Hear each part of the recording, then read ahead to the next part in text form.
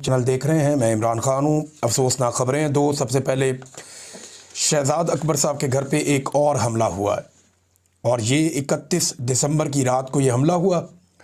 شہزاد اکبر صاحب کو میں نے فون کیا، میری ان سے بات ہوئی، انہوں نے مجھے بتایا ایکچولی وہ اپنے گھر میں نہیں ہیں، پولیس نے ان کو ریلوکیٹ کیا ہوا ہے اور ان کے گھر سے ان کو ہٹایا ہوا ہے۔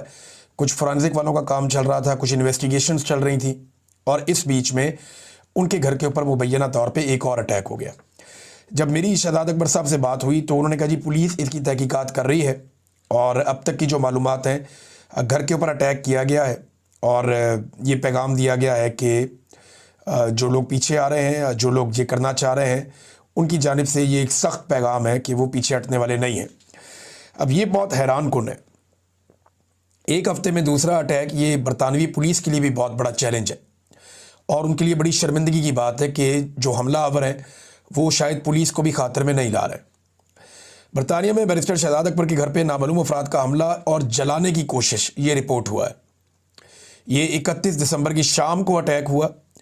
انگلینڈ کا علاقہ ہے کیمبرج شائر، وہاں پہ انہوں نے بتایا کہ ان کی رہائش گاہ کے اوپر ایک مجرمانہ حملہ کیا گیا جس کا مقصد شدید نقصان پہنچانا تھا۔ آگ لگانے کی کوشش کی، املاک کو نقصان پہنچایا۔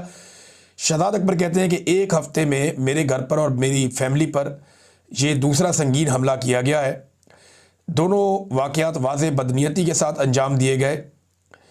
یہ واقعات کوئی اتفاقی نوعیت کے نہیں ہیں، اور نہ ہی دونوں الگ تھلگ واقعات ہیں۔ یہ منصوبہ بندی کے تحت مجھ پر حملہ کیا جا رہا ہے۔ پہلے جو مجھ پہ حملہ کیا گیا اس میں مجھے شدید جسمانی چوٹیں بھی آئی تھیں۔ یہ ناظرین صورتحال ہے۔ اب اس پہ پولیس کے لیے بہت بڑا چیلنج ہے کہ برطانیہ جیسے ملک میں بھی اگر آپ محفوظ نہیں ہے یا آپ کا گھر محفوظ نہیں ہے تو برطانیہ کی کریڈیبلٹی پہ بہت بڑا سوال کھڑا ہو جائے گا۔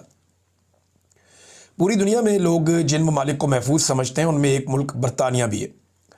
لوگوں کو لگتا ہے کہ یہاں پہ جرائم پیشہ افراد اپنی منمانی نہیں کر سکتے، اور باہر سے آنے والے ان کے دشمن انہیں ٹارگٹ نہیں کر سکتے۔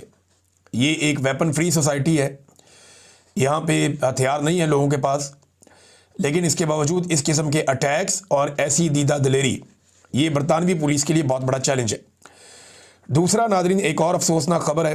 میاں علی اشفاق صاحب میرے دوست ہیں، بہت سارے اور صحافی ہیں ان کے بھی دوست ہیں، اور میرا تو بچپن کا دوست ہے، ایک شاندار تعلق ہم نے ساری زندگی انجوائے کیا۔ تو میاں علی اشفاق صاحب ایک کیس لڑ رہے تھے، اور کراچی کے اندر جو واقعہ ہوا رجب بٹ نامی سوشل میڈیا انٹرٹینر کے ساتھ، جو وہاں پہ انسیڈنٹ ہوا بڑا افسوسناک، وکلا نے ان کو مارا کہ انہوں نے کسی وکیل کے بارے میں تنقید کی تھی،